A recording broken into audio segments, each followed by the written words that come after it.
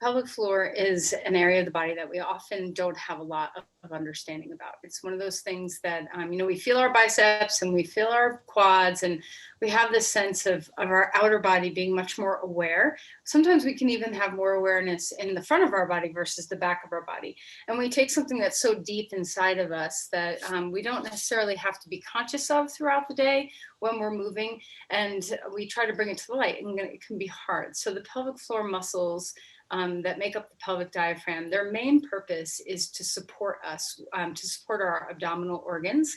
And when we have changes in intra-abdominal pressure, we often need our pelvic floor to kind of kick into gear when we are lifting something heavy, or when we are coughing or sneezing or doing something where the intra-abdominal pressure increases. Having support of our pelvic floor is a very healthy thing to do. So that's in the extreme case, when we really need to activate the core muscles. But really throughout the day, when we are breathing, our pelvic floor is moving and working. It's part of our breath rhythm.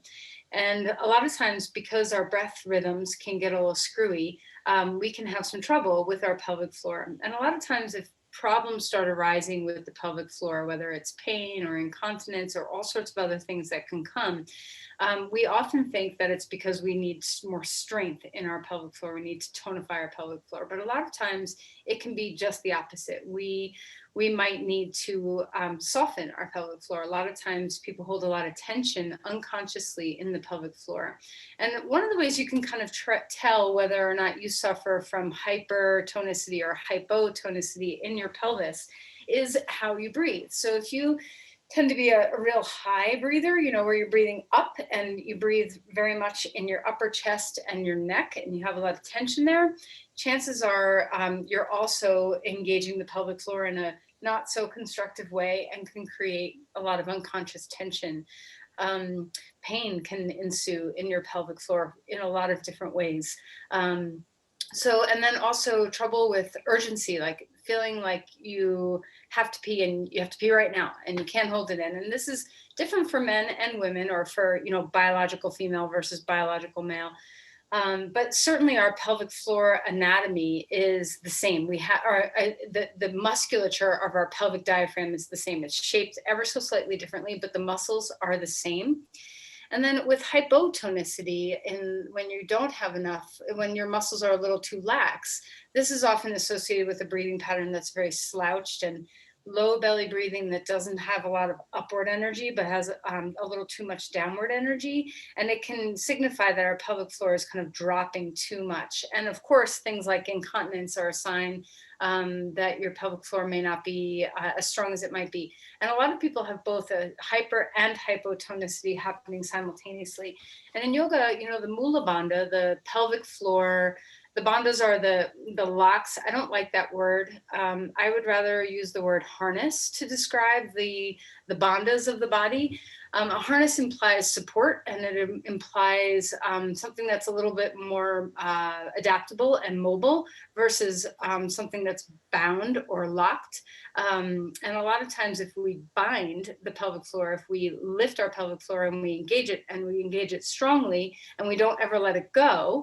I actually had a teacher say that to me one time, engage Mula Bandha 24/7. And if you're not familiar with Mula Bandha, it's the pelvic floor lift. And this is totally not okay to do. Do not engage your pelvic floor 24/7. It should be a very mobile, fluid kind of feeling in your body, where with the breath, your pelvic floor is moving just like your diaphragm is moving. So the three diaphragms of the body are your vocal cords, your diaphragm, and your pelvic floor. And when you breathe in, all of them should expand to allow breath into the body. And when you breathe out, all of them should condense to support the movement of air out of your body. So the diaphragm and the pelvic floor are like the top and bottom of a container. And then the transverse abdominis, your core muscle, the corset core muscle, is like the sides of your container. So if you are missing one or any of those, you lose a little bit of support. So the diaphragm and the pelvic floor should both drop down and wide when you inhale, and come back up and kind of condense when you exhale. So this fluid nature of our pelvic floor motion should happen on every breath. And it's not something we necessarily have to be conscious of all the time, but if we bring attention to it and awareness to it, we will first notice we have problems, and second, notice that we can really facilitate movement here. And then when we need the pelvic floor to step up into action, when we are trying to support that intra-abdominal pressure, we have access to those muscles. So I'm going to just share my screen for just a quick sec and let you see the anatomy app that I've showed you guys before. This is a female pelvis, but like I said, the male pelvis, the pelvic floor muscles are the same. It's slightly different shape because male and female pelvises are shaped slightly differently, but the musculature is the same. So I'm going to turn, this is your transverse abdominis here. It attaches onto a big fascia sheath that I erased out of the picture so you could see the pelvic floor. So if you need some orientation, let me just back this off for a second. Here are your bones. This is your pubic symphysis right here, your pubic bone. You don't have one bone, you have two bones that are connected to a big cartilage ring right here. And that's the front of your pelvis. And then in the back, we have the ischial tuberosities, your sit bones, these bony parts right here and right here. And another landmark to be aware of is your tailbone. So your coccyx right here. So these form kind of like a diamond shape, your pubic bone, your coccyx, and your two sit bones. And they, if you notice, the sit bones are part of your pelvis. They're not, just these separate bones. And this rim right here of your pelvis is kind of like your groin line, might be called the bikini line for women. The sense of where that ridge is so the bones are landmarks to find these muscles. And then if we add the muscles in, this is the pelvic floor. So it looks like a little bowl, right, in there. This is your psoas muscle, so just to orient where you are. And these muscles, you have your pubococcygeus, your iliococcygeus, and your coccygeus. All these are named because they attach onto the coccyx, right? So those are this muscle group right in here, not your coccygeus, but these are really your pelvic diaphragm. And there's one more besides the iliococcygeus and the pubococcygeus. Underneath, you have this muscle, which is your puboanalis, and it attaches from your pubic bone and wraps around the sphincter of your anus. So there's a lot of more muscles than just these. I'll get them up on the screen, but that's the main pelvic bowl or pelvic diaphragm that we move when we breathe. And then some supporting muscles of that are your coccygeus. I'm going to flip this around backwards so you can see the back of the pelvis. So here's the pelvic bowl. And here's the backside. This is your coccygeus, which is part of your pelvic support. And then this is your piriformis, which all of you have definitely heard me talk about before. This is your piriformis muscle. So look how close. I always think of the piriformis as the back door of the pelvic floor. And then the last muscle I want to just bring your attention to is this one. This is called your obturator internus. And there's not a test afterwards, but I just want you to get a visual sense of what's happening in your body. So this muscle is an external rotator. If you see it attaches onto your femur bone right here. So when it flexes, it turns your femur bone out like a ballet dancer in fifth position. So it's very much active in the pelvic floor. I think of it as the side door of the pelvic floor, because let me turn this guy around so you can see a little bit better. This is it right here, this yellow muscle. You can see that it's kind of like it's like the side door of the pelvis or the front door of the pelvis. And it can get tight in a lot of people and cause a lot of hypertonicity in the pelvic floor. So that's one last thing I'll show you before I take this off, is when you add on the glutes, which come next, right? So here's the gluteus minimus, the gluteus medius, and the gluteus maximus. This big, fat, strong muscle that we all know, the gluteus maximus, we have big access to this muscle. We know it, we feel it, we know how to move it. And a lot of times it can take over because it attaches onto the coccyx too. And it can take over when we're trying to engage these deeper, hold on, let me get the woman, it's a female pelvis, organized. You can see how these are much deeper and smaller, and these strong glute muscles can really try to take over for a lot of work of the pelvic floor. And there's more muscles that get layered on here. Look at all these cool muscles. This muscle here is what, for a female, it's shaped differently than a male, but it's responsible for clitoral and penile erections. And then this muscle right here is another sling of support that goes from sit bone to sit bone. So you have muscles that go from sit bone to sit bone, from pubic bone to tailbone, and that sling sideways, kind of like outside, like a fan to support. So there's a lot of layers of support for the pelvic floor. These muscles are very deep and they're very not as strong as the glutes. So a lot of times our glutes and our inner thigh muscles can try to take over for the work of the pelvic floor. So in our practice today, we're going to be super gentle and we're going to try to work with feeling these muscles, and instead of letting the bigger, stronger muscles take over. Debbie, go ahead and ask your question. I see your hand up. I think someone's trying to get in and they've written you a message and tried to speak earlier. That's Alana and she's here. I see her. I'm on my phone, but I don't know if anyone else had this problem with a computer or anything like that. I tried on my computer and my iPad and it keeps telling me you have another meeting in progress. So I'm in on my phone, but it's just a small picture. So I thought if anyone had any thoughts of something I could do. Yeah, I solved that by signing out completely and then coming back in. What'd you sign out of? Whatever browser I'm using to go to her website. Oh, okay. Because it somehow hasn't let go of the last time you did it. Okay, I'll try that, and I'll just keep it on my phone Alana, until I can get that. pictures, I'm recording this class, so it'll be up, so you'll be able to see it if you need to take a look at the Sorry to interrupt. floor muscles. No, thank you very much. Appreciate it. All right, so let's start practicing. The focus of today is going to be really about the breath and learning how, because if we want to get strong or open and free in these muscles, to have a beautiful balance of strength and flexibility and suppleness, really the gateway there is the breath. And if we can't figure out how to move the pelvic floor properly when we're breathing, we don't want to try to do weird strengthening stuff if we can't even figure out how to just move it in a natural way. So the first thing to do is to learn how to harness the breath here. And then the next thing to do is to learn the cylinder of support for our core. So how to use the transverse abdominis and the pelvic floor together to support our well-being. So I encourage you to really back off and do less. Less is more when we're trying to access these smaller, more,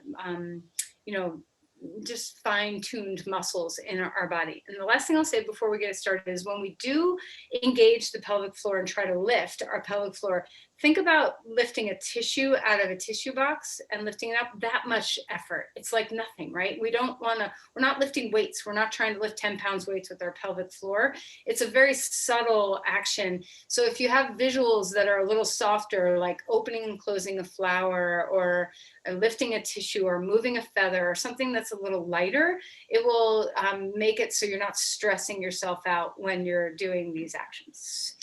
Okay, so let's sit up straight and tall and close your eyes. Just remember, fluidity is where it's at. So let's start with a nice fluid breath. Where are you? Are you sitting up on something? How is your posture? Can you ground? Can you relax your shoulders? If your tendency is to be a high breather in your neck and upper chest and shoulders, can you melt just a bit? Now let's just take a moment to feel into the diaphragms of the body. So let's start with the actual diaphragm. It's probably our most aware place. When you inhale, the diaphragm moves down and out. And when you exhale, the diaphragm moves in and up. And once again, this is not a doing. Try not to do, just feel. Allow yourself to take away any blocks to the natural movement instead of trying to force yourself. And then see if you can match the movement of the diaphragm to the movement of the pelvic floor. So both drop down and wide on the inhale, and gently, like a tissue out of a box, come in and up on the exhale. And if you need to adjust, maybe Move the flesh of your buttocks out of the way so you can feel your sit bones, those bony landmarks. Give yourself some grounding so you can have sense in the pelvic floor. And then when you're ready, add the third diaphragm of your throat, the vocal cords. Relax your throat as you inhale. Create space. And as you exhale, everything draws in and condenses a little bit in and up with the pelvis and the diaphragm, and the vocal cords just gently vibrate against each other.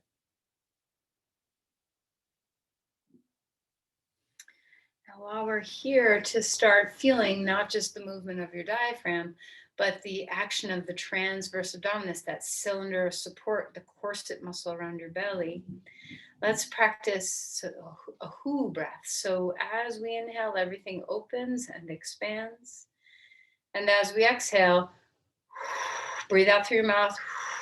You can just blow like the word who, or you can actually say the word who. You can kind of hum the word who. So experiment with some different that helps you stimulate your core a little bit.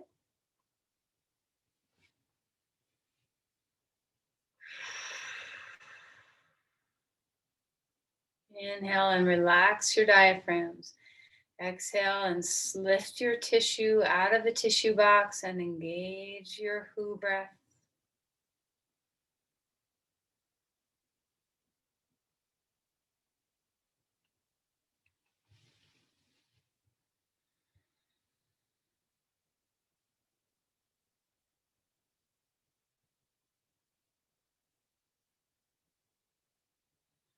All right, and then go ahead and place your palms at your heart and honor all the amazingness of your pelvic floor. The ability to support your upper body weight, the ability to connect the earth to the sky, the ability to coordinate movement through your limbs, the self-supporting aspect, the pleasure that we can receive in our pelvis, the deep functionality of our systems that interrelay with the pelvic floor. And also honor the energetics, this deep sense of foundation, the Muladhara, the root chakra, the sense of being rooted, belonging, grounding, a sense of stability and foundation.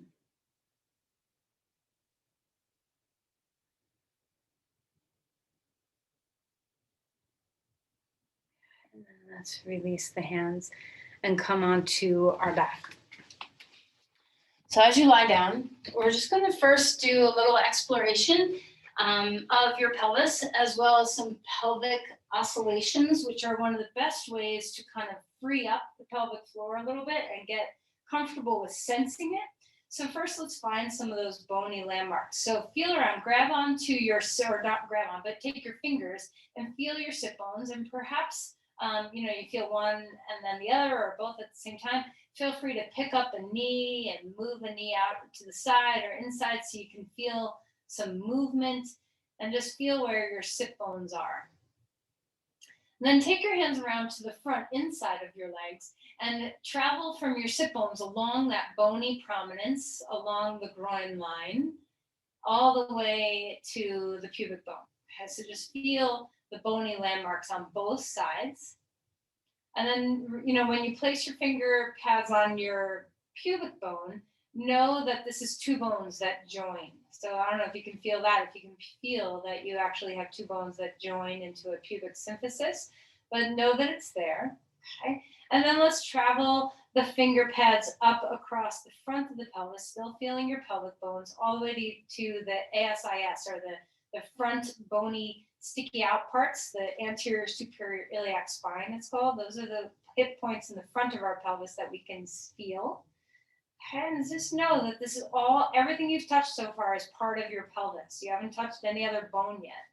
And then take your hands, lift your hips, and maybe feel underneath, or roll over onto your side and feel your sacrum. Everybody roll over onto your side, it'll probably be easier. Feel where your sacroiliac joints are, where your pelvis meets your sacrum.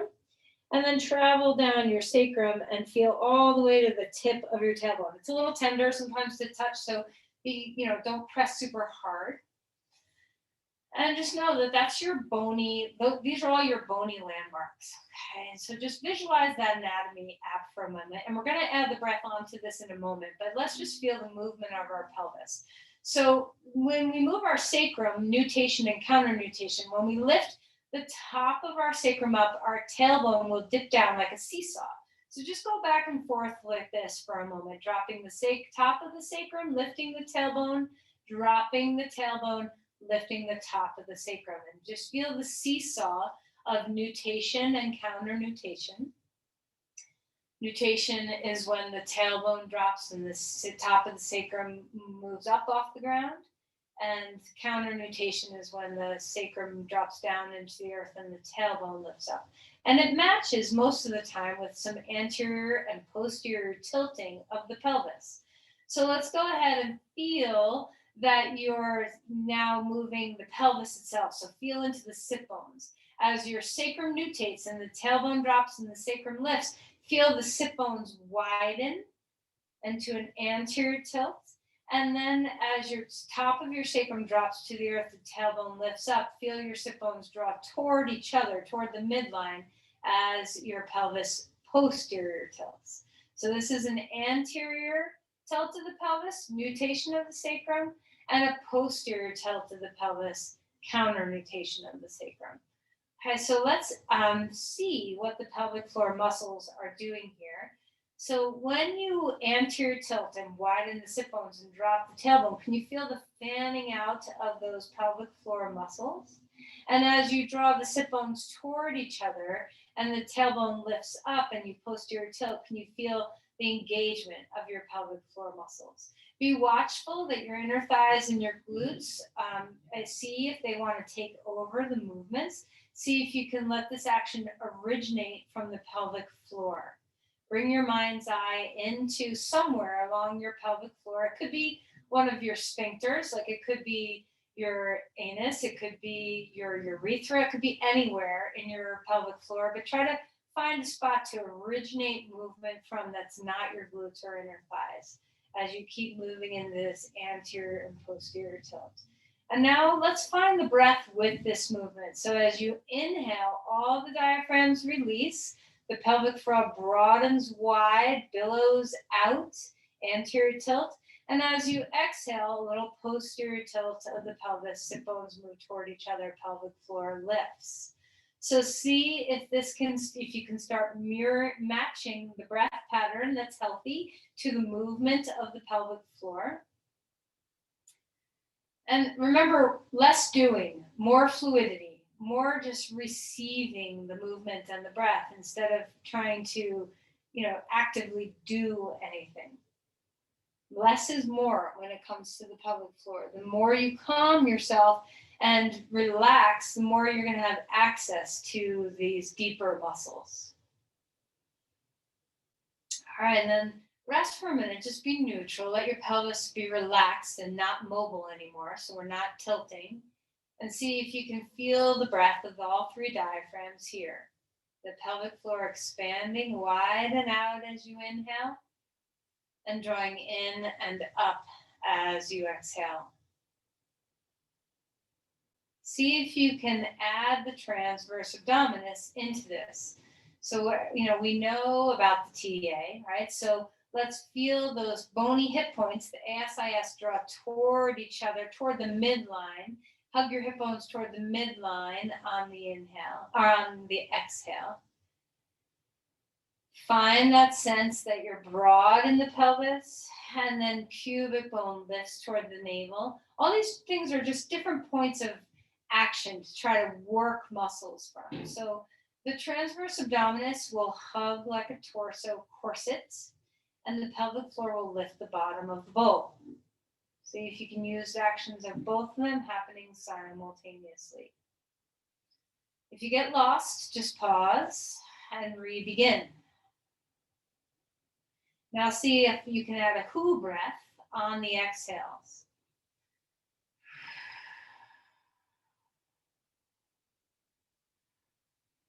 Let the pelvic floor relax on the inhale. Let the pelvic floor tissue box engagement, light, little efforts on the exhale.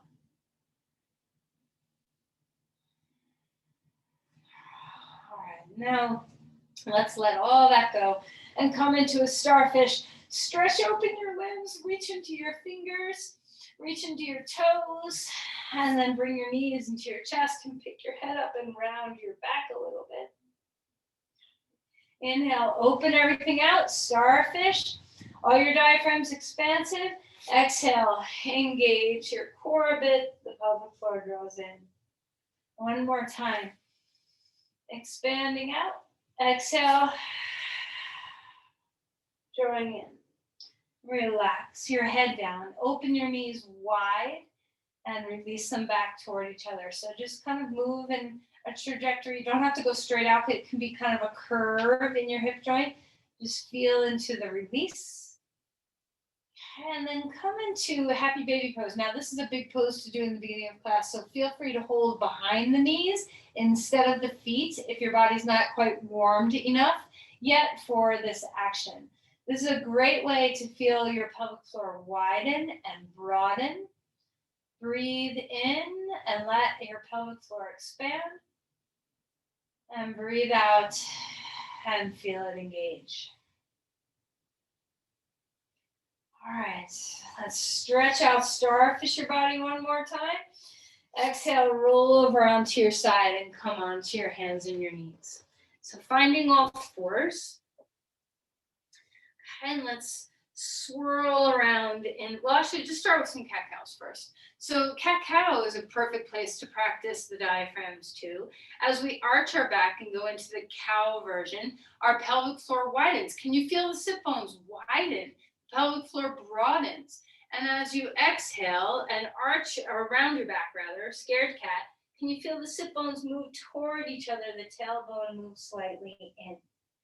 So just go back and forth, broadening out the pelvic floor on the inhales, slightly condensing the pelvic floors on the exhales. Notice if your glutes or your inner thighs want to do the work for you.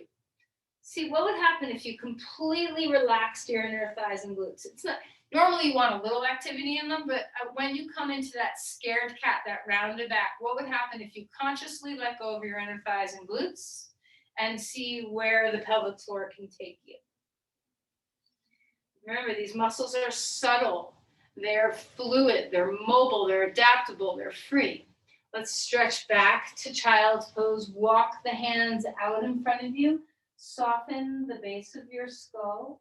Breathe deeply. Walk hands over to one side or the other and open the rib cage up. Feel the diaphragm in your chest now. Can you feel the space for the diaphragm to move out and broad? Match that action with the pelvic floor. Feel the vocal cords too. Sometimes if we are feeling like we're tense in our pelvic floor, if you just relax your jaw and your tongue and your throat, it can help relax your pelvic floor as well. All right, let's walk over to the other side. So these bandhas have a relationship with each other, an energetic connection to each other.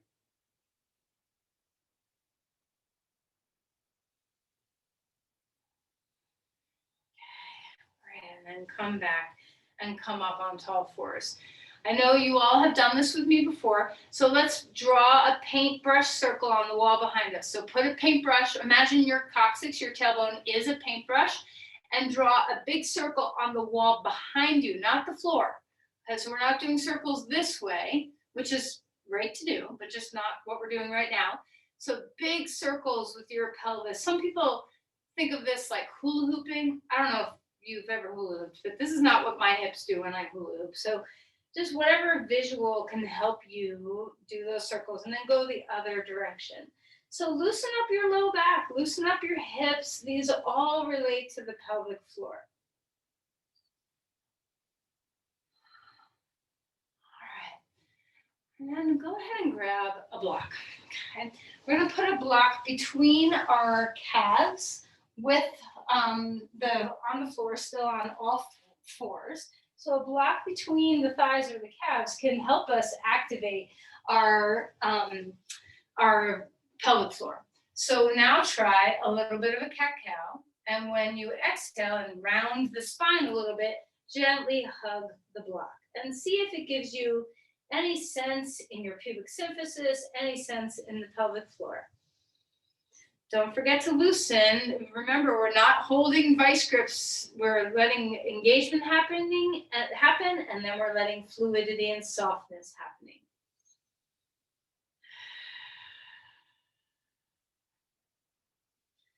All right, keep the block there and lift up to dog pose. Extend through your spine. And you can adjust if you need to lift the block a little higher, wherever you want it to be, wherever it's comfortable, and extend through the spine. Breathe deep. It's a little hard to kind of do our normal warm-ups with pedaling, so feel free to bend your knees and straighten your knees and just wake up the Achilles and the calves. Feel free to move around in the pose however you want. And then just find that sense of an inhale, widening the sit bones, broad pelvic floor. Exhale, a gentle little hug of the block.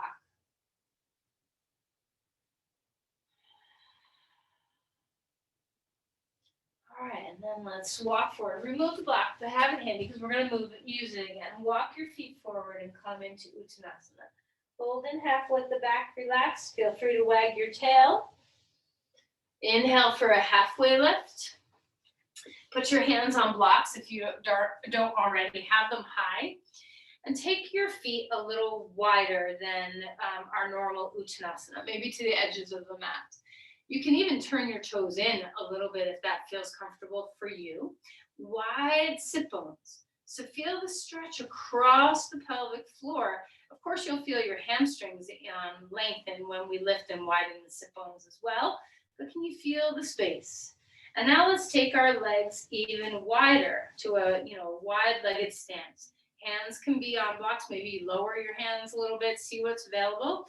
And then same, thigh bones back, sit bones high and wide. So this is that anterior tilt and the nutation happening in a different plane.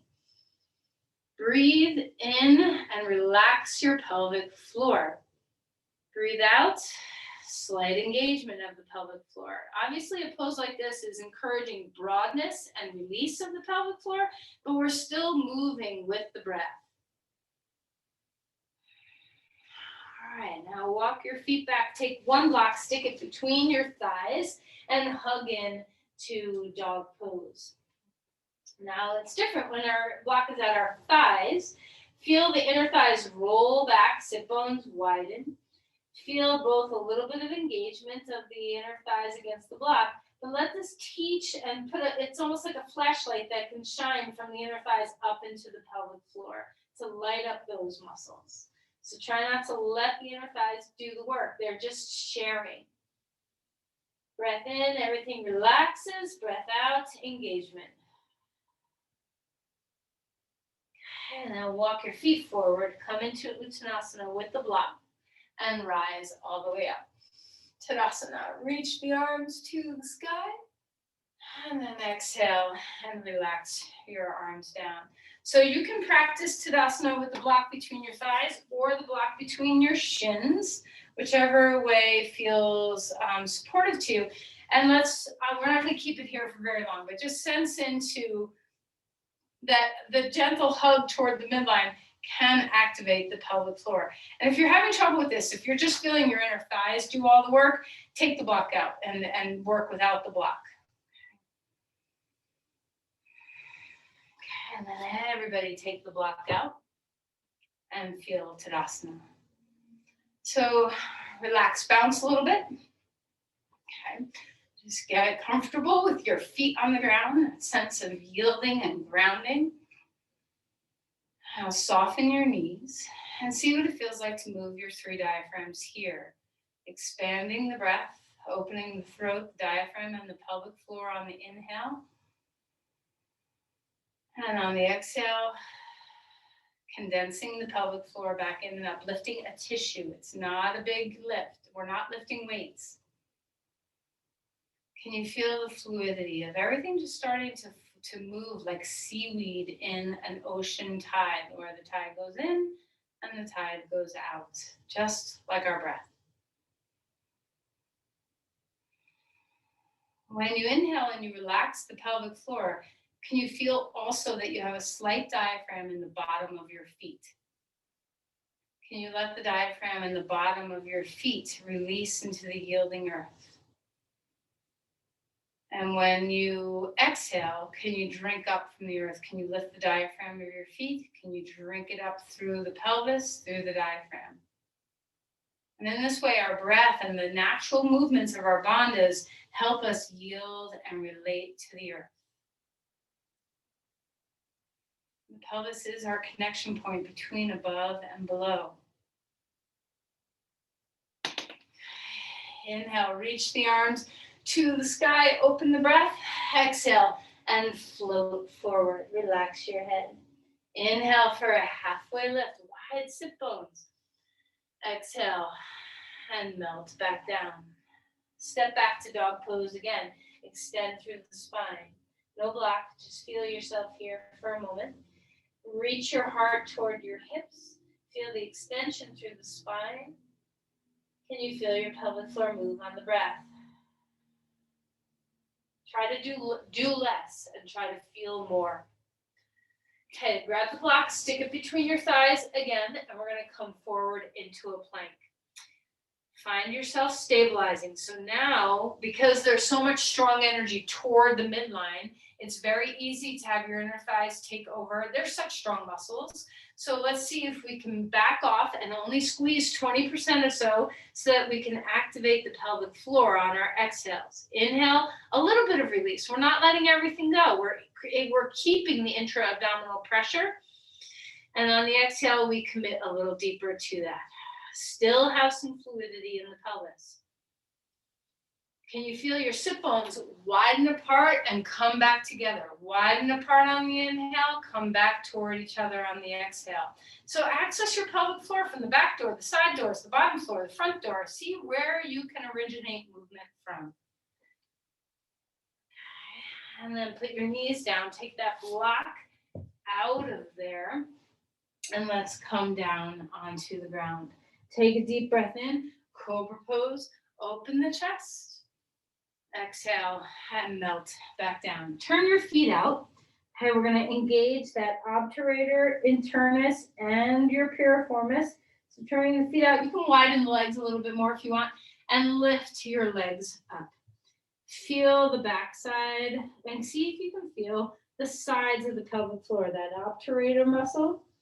This isn't the strongest action for the obturator. There's other things we can do to make it stronger, but it's active a little bit here. And then relax. Okay. Let's try one more time. Inhale, wide legs if you want. Chest can come up too if you want. Exhale and melt back down. Go ahead and find our way back onto all fours. Swish and sway. Anything that feels good. Breathe deeply here. Okay. Spread out your feet and come up to dog pose. Take a deep breath, lift your right leg up and stack it open right on top of left. Feel the front of your pelvis open up a little bit, breathe. And then square up the hips. Take a deep breath in, exhale, knee to chest. Exhale, feel the pelvic floor support the bottom of the cylinder. Inhale, bring it up. Let's repeat that one more time. Exhale in. Inhale.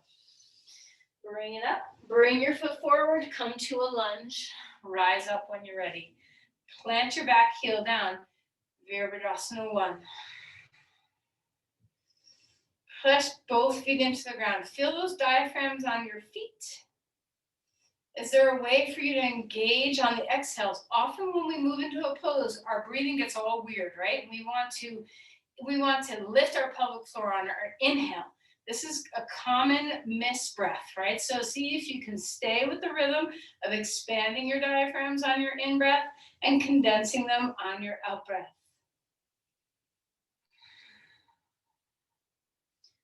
All right, let's turn and open up to the side. Come into Virabhadrasana 2, Warrior 2. Arms out to the side or down, however you want to be.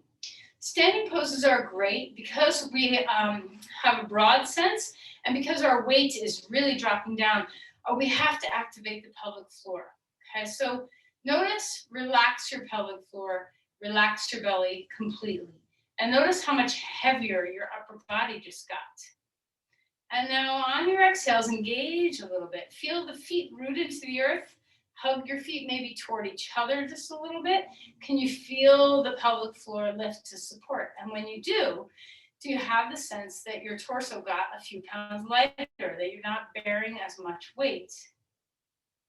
Feel the diaphragms. Breathe in, let things go a little bit. Doesn't have to be a full let go. And as you exhale, recommit to your diaphragms, drawing in and up.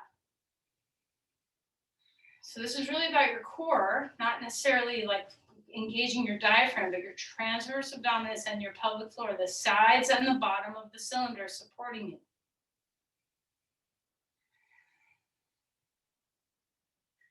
All right, come on up. Turn your feet to a long-legged wide stance again, like we did before, hands on floor or hands on blocks. You can walk your hands out like dog pose arms, or you can have them in front of you, under your shoulders, whatever works.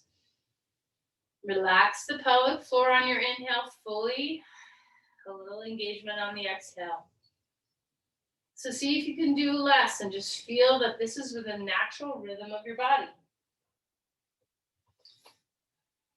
Okay, come on up. We're going to go backwards through these poses. So come into Virabhadrasana 2 first. Bring your arms out to the side. And remember, your pose can be higher. You don't have to have your knee in a really deep bend, especially if you feel like there's pressure on your pelvic floor when you come into standing poses and you can't support the lift. Then narrow your stance up a little bit and go less deep until you feel like you're self-supporting and you're not falling down into the ground. Find your breath. Shoulders are soft. Relax your shoulders. Let the throat relax. Open it up on your in-breath. Feel a bit of condensement of your transverse abdominis, your pelvic floor on your exhales. Press your feet into the earth to help you.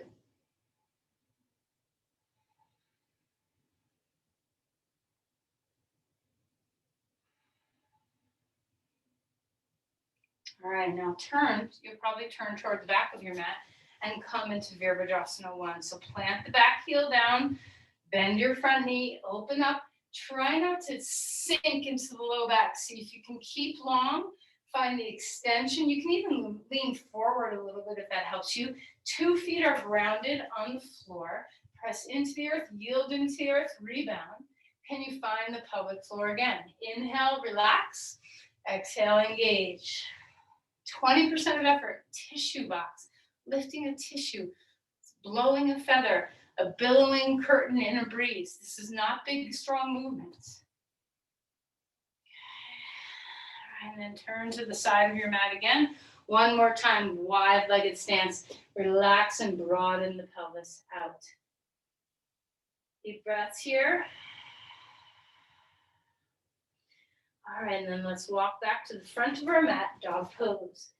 Extend through the spine. Deep breath in, deep breath away.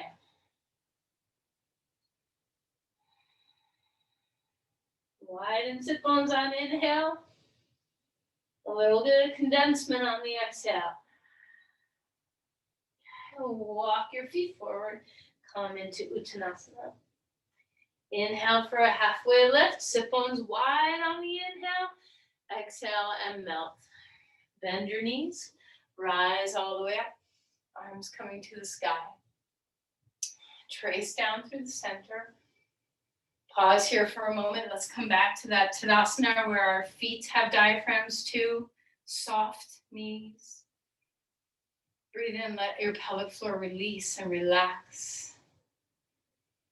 Breathe out, drink from the earth. Imagine your pelvic floor can drink the earth up. All right, now stick a block between your thighs again, and we're going to come into chair pose.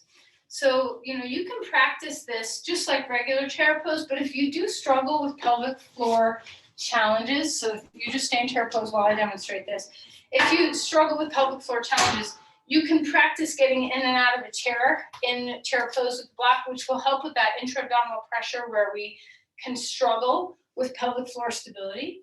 Okay, so if you're in a chair and you want to move in and out of the chair, keep your hands on your hips instead of up. And your block has to be a little closer to your knees to do this. And we're just gonna sit down in the chair and then come up off the chair and just back and forth, hugging the block as we go. And this way, if you go slow and you stabilize your pelvic floor where you're going, you can learn to use your pelvic floor as a support as you come up and down. All right, stand up straight and tall. Find your breath. We're gonna come right back down into one more Utkatasana. Remember, gentle hugging of the block. Maybe you want to try the block between your shins. See how that feels. Now, what would it feel like to have stability on the exhales and to inhale to widen the sit bones? Let the block shine a light on the pelvic floor instead of just being a vice grip for the inner thighs. All right, stand up straight and tall. Exhale, float forward. Remove the block if you want, back to a plank. You can have the block or not. Stabilize your transverse abdominis. Feel the sides of your cylinder. We're not doing it today, but a forearm plank is also a really great way to support and strengthen your transverse abdominis. Okay, and put your knees down. Find your way to the ground. One more cobra. Open things up. Exhale and melt back down. Come rolling over onto your back again. Put your feet on the ground. Notice if you have awareness in your pelvic floor that you didn't in the beginning of class. You might even feel a little fatigue. These muscles might be like, oh yeah, I'm working. I'm aware. And so just notice what you feel. You never want to overdo pelvic floor work, and that's why we've been vacillating back and forth between engagement and release, so that you're not just getting the feeling that you're lifting muscles. So to activate the transverse abdominis a little bit more, I know you all have done this with me before. Imagine a teacup on your left knee, and we're going to stabilize the core as we open our right knee out to the side. And then we're going to lift the knee up. Stabilize the right knee, root down into the earth, and open the left knee out to the side. Okay, so it's working with each side, feeling that sense of stability in the deep low core. How is your breath?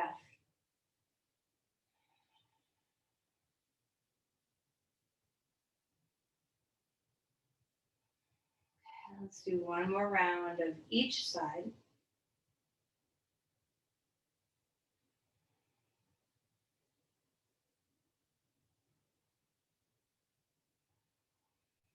And then once you're done, just be neutral. We're going to move through some moving bridges with those pelvic oscillations. So inhale, anterior tilt the pelvis, wide sit bones. And then exhale as we posterior tilt and draw the sit bones toward each other. Lift the pelvis off the floor. It doesn't have to be super high. And then release the pelvis back down. Inhale, sit bones wide. Top of sacrum moves up, tailbone down. Exhale, sacrum down, tailbone up, sit bones toward each other. Lift the pelvis. You can do this with the block between your thighs if you so choose. You may not need it, but if that really helps you to feel your pelvic floor, then go for it. And just do a few rounds of moving into these oscillations. And as we engage the pelvic floor light as a feather, we are going to lift the pelvis up. And just notice, if this feels very different from the way that you could lift the pelvis without any pelvic floor support. How's your exhales? Are you exhaling as you lift? Sit bones toward each other. Tailbone is not tucked under, but it's lifting up a little bit. All right, and now see what it feels like to just hold a bridge. And you can roll onto the tops of the shoulders if you want. You can find whatever action or height that is good to you.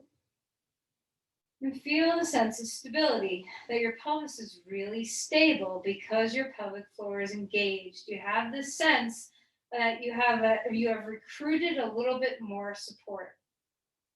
All right, and then relax everything.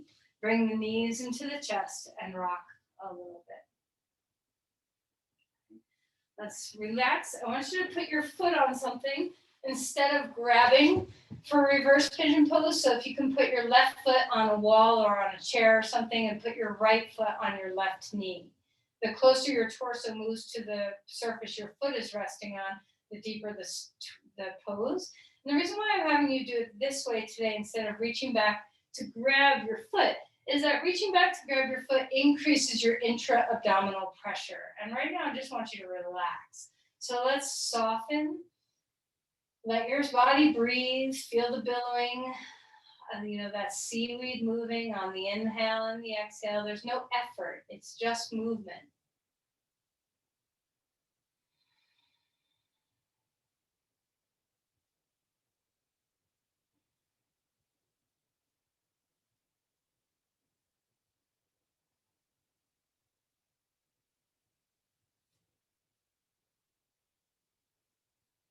All right, let's go ahead and place 2 feet on the ground or on the wall or chair and switch sides. Left foot on right knee. Sit bones are wide. Take a deep breath and imagine the breath traveling to the pelvic floor. The breath is, moving the pelvic floor out. Instead of your effort moving the pelvic floor, let the breath move the pelvic floor out. Of course, your breath isn't down there, but your organs are displaced downward from your diaphragm, which will increase capacity in your thoracic cavity for your breath.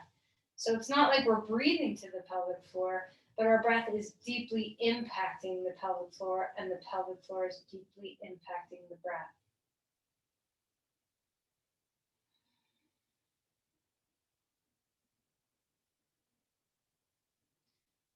All right, relax that. The last pose we're going to do before Shavasana is Supta Baddha Konasana. And you can do this very simply with 2 blocks underneath each outer leg. Your knees fall out to the side, soles of the feet together. The body is resting on the floor. If you have a different variation of this with more support that you like to do, then go for whatever you want. And if you feel when you come into, you want to just get the props just right underneath your outer legs so that you're very comfortable. If you feel that you have a difficult time relaxing in this pose, then perhaps bring more support underneath your knees so your knees are a little higher and you're not as open. And that can be an energetic thing as well as a physical thing. Sometimes just the vulnerability of opening our pelvis up can be very difficult. There's a sense of hypervigilance that some of us have to opening our pelvis. So if these are qualities that you have anxiety or just hypervigilance about opening your pelvis, support yourself more. Maybe put a sandbag right on your low belly. Get a cover over you, a blanket. Choose little subtle ways that make you feel safe and comfortable. And then allow yourself to deeply relax. The body is resting down, every part of you. Can you feel your sit bones and the rim of your pelvis traveling to your pubic bone? Can you relax? Can you feel how broad and spacious your pelvic floor is, your pelvic bowl is, your whole pelvic basin? Is your low belly and your mid belly able to receive and relax and be mobile with breath? Is there any guarding in your neck or shoulders?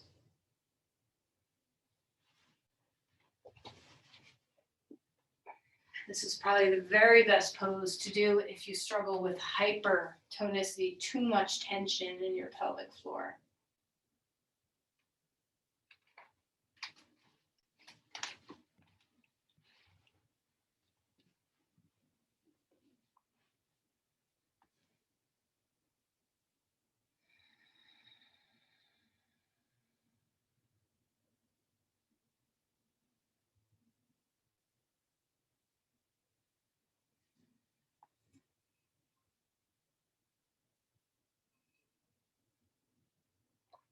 Can you feel your 3 diaphragms? Do less. Do less. So when you activate your diaphragms, try not to do the diaphragms. Just feel.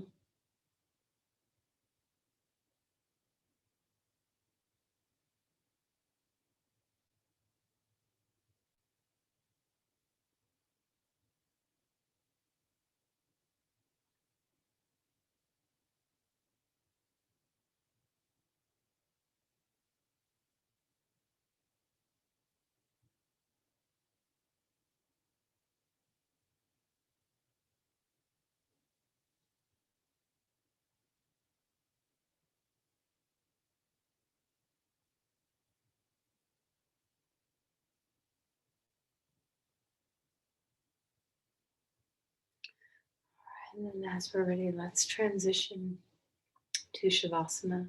If you need a counter pose like knees to chest or rocking around or whatever your body needs, go for it. And when you come to Shavasana, what kind of support do you need? Do you need any support? Are you comfortable just flat on your back? Maybe you want to be on your side or on your belly. Maybe you want support under your knees. Maybe you want weight on top of you. See what feels good. Try to just let go. There's nothing to do here. There's only weight to give to the earth. Allow your body to soften, your breath to soften. Find any nooks and crannies in your jaw or tongue or eyes that can relax.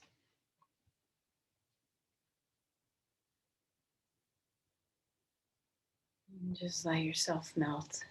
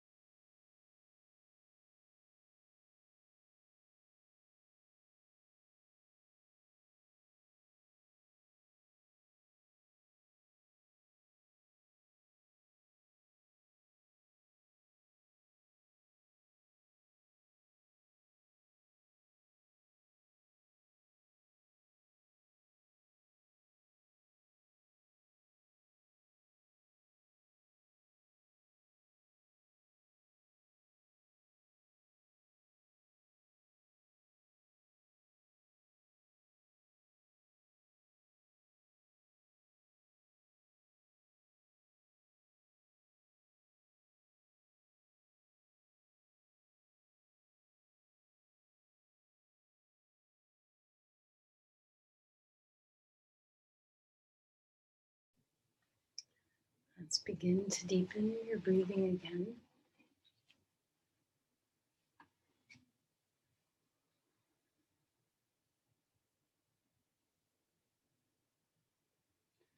Maybe wiggle fingers or toes, maybe a big starfish stretch. Maybe knees to chest. Whatever and however you like to transition, find your way out of Shavasana.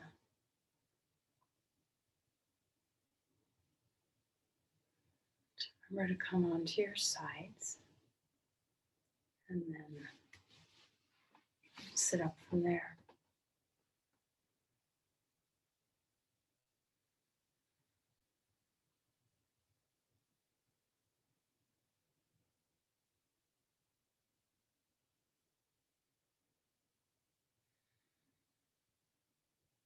Place your palms together at your heart. Take your time.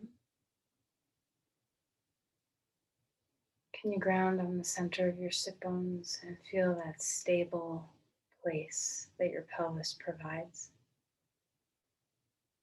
Feel your roots, this mula Dara, root chakra. Can you feel your root tap down deep, strong foundation, sense of deep belonging to the earth?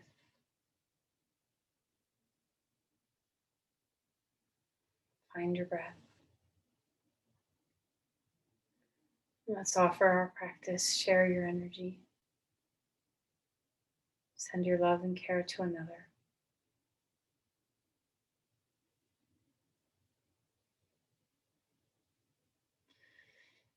Namaste.